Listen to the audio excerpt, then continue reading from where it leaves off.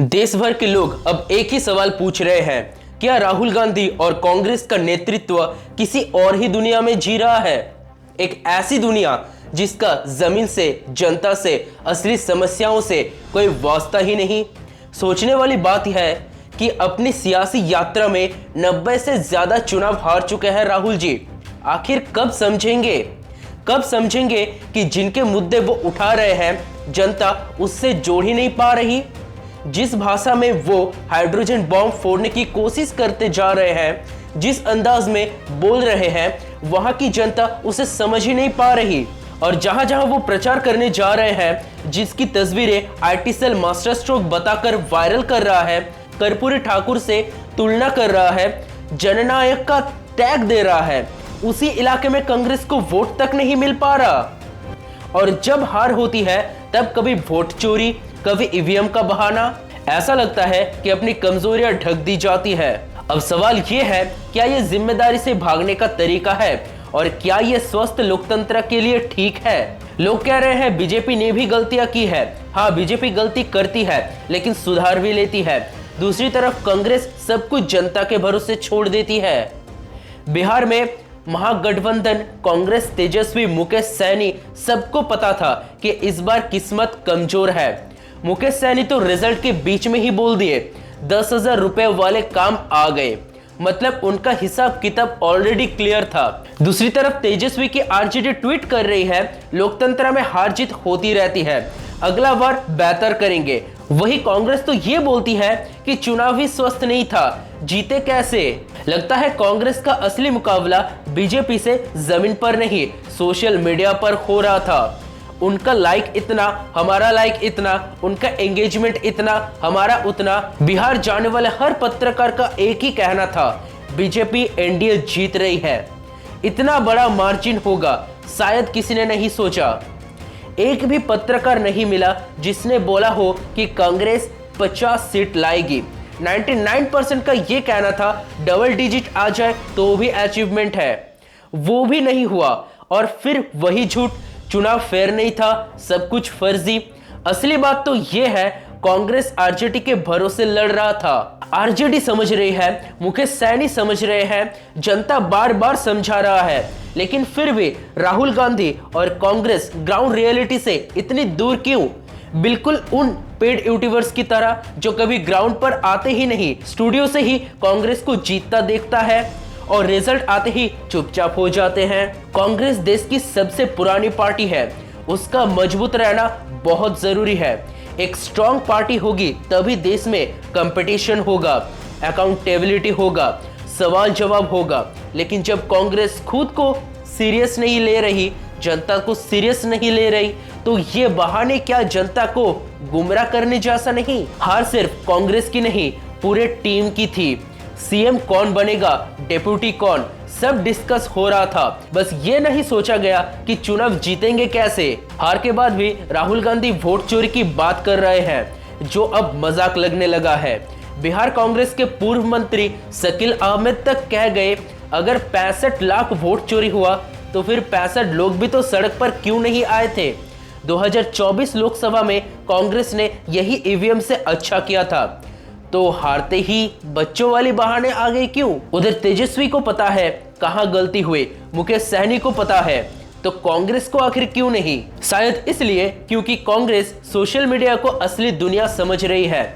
YouTubers लिख देते हैं कांग्रेस को चुनाव नहीं लड़ना चाहिए और कांग्रेस उन्हें ही सुन लेती है, जबकि ग्राउंड रियलिटी पर कुछ और ही होता है। बिहार और यूपी के लोग हेडलाइंस पर वोट नहीं करते, उनका वोट चलाता है रोजमर्रा की मुश्किलें, जाति समीकरण, बिजली, सड़क, पानी जैसे छोटे छोटे प्रॉब्लम्स। तेजस्वी ने अच्छे मुद्दे उठाए जैसे नौकरी, लेकिन हर घर सरकारी नौकरी।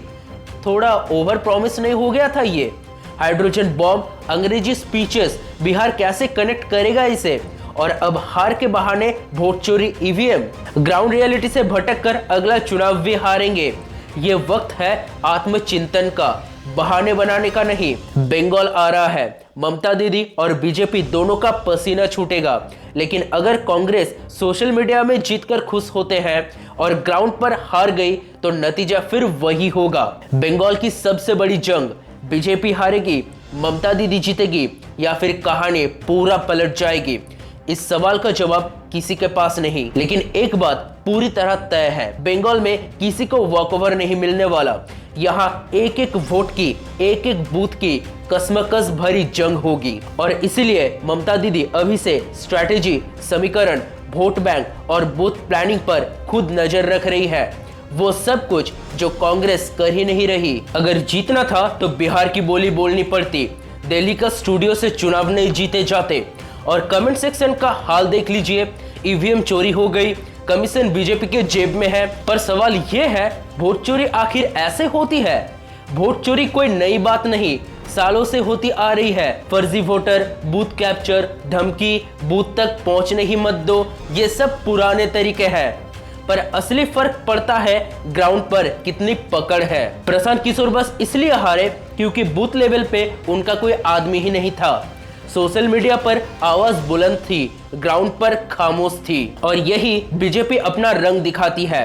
पन्ना प्रमुख से लेकर बूथ तक हर वोटर को घर से निकलवा कर ईवीएम तक पहुंचाया जाता है। पर 61 में से सिर्फ 5 सीट जीतकर पूरा रिजल्ट को चोरी बोल देना, मतलब जनता को क्या समझते हैं? कांग्रेस का सबसे बड़ा मसला ये है, जो वो बोलती है वो बीजेपी के लिए फायदा बन जाता है। चौकीदार चोर है, गद्दी छोड़, वोट चोर, हर नारा बीजेपी के लिए हवा बन जाता है। एक नीच जाति वाला जुमला भी बीजेपी पूरा माहौल बना देती है। कांग्रेस को लगता है हम बोलेंगे और लोग मान लेंगे, पर ग्राउंड पर रियलिटी बिल्कुल उल्टा है। 2014 में बीजेपी हवा में थी, 400 पार, पर जनता ने झटका दे दिया। 2019 थोड़ा टफ था, आंदोलन, गुस्सा, विवाद, पर फिर भी 303 आए। इस बार आसान लग रहा था, पर कैंपेन हवा में ही खो गया। एनडीए 293 पर अटक गया और सब बोलने लगे मोदी का दौर खत्म। लेकिन बीजेपी ने पलटवार किया। हरियाणा, महाराष्ट्र, दिल्ली, कांग्रेस तब तक खुद की लड़ाई में ही उलझी हुई है। दिल्ली में बीजेपी ने स्ट्रैटेजी बदली, परमानेंट लोकसभा वोटर को भी इस बार बूथ तक ला दिया। कांग्रेस सिर्फ वोट चोरी बोलकर नहीं बच सकता और एक परसेप्शन बहुत स्ट्रांग हो गया है। इलेक्शन के वक्त राहुल गांधी नजर नहीं आते, फोटो बाद में आती है, पर तब तक नैरेटिव बन चुका होता है। अच्छा आदमी होना एक बात है, इलेक्शन जीतना दूसरी। प्रशांत किशोर भी अच्छे हैं, पर हार गए। कांग्रेस का बिहार में बूथ तक नेटवर्क टूट चुका है, ना पन्ना प्रमुख, ना ग्राउंड वर्कर, सारी लड़ाई ऑनलाइन, जमीन पूरा खाली। अंत नहीं, एक आखिरी मौका। हिंदी बेल्ट में कांग्रेस की हालत काफी कमजोर है, जहां बीजेपी से डायरेक्ट लड़ाई सिर्फ वही चांस, बाकी मुश्किल। टॉप से ग्राउंड तक कम्युनिकेशन टूट चुका है, फीडबैक ऊपर तक जा ही नहीं रहा। बिहार में कांग्रेस को जमीन की आवाज सुननी पड़ेगी। गांव के मुद्दे, गांव की गोली, यही असली वोट बनाती है। अलायंस में अपनी जगह मजबूत करो, लोकल नेता को ऊपर लाओ, युवाओं को मौका दो। सोशल मीडिया के लाइक से वोट नहीं मिलते, अगर मिलते तो आज प्रशांत किशोर भी सीएम होते। इस बार की जीत नंबर की नहीं थी, ये थी रणनीति, जातीय समीकरण और जमीनी पकड़ की जीत। बिहार में कांग्रेस के वजूद एक पतले धागे पर अटका है। अगर अभी भी नहीं जागे तो अगला झटका और तेज होगा। लीडर कौन, स्ट्रैटेजी क्या, रेलेवेंस कितनी बची, सवाल राहुल गांधी का नहीं, सवाल कांग्रेस का है। अगर अगला कदम जमीन पर रखा तो उम्मीद है, नहीं तो इतिहास दोहराएगा और इस बार जनता माफ नहीं करेगी। बिहार का अंत किसी कहानी का अंत नहीं, ये एक नई शुरुआत का मौका है। बस कांग्रेस को वो समझना होगा।